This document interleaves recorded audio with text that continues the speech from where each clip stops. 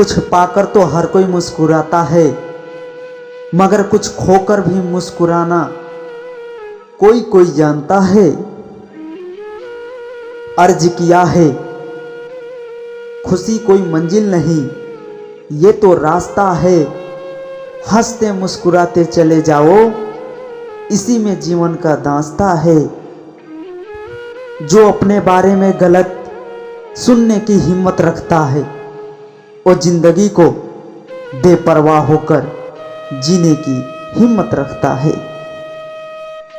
जरूरी नहीं कि सब आपसे खुश रहे, जरूरी है कि आप खुद से कितना खुश रहते हैं।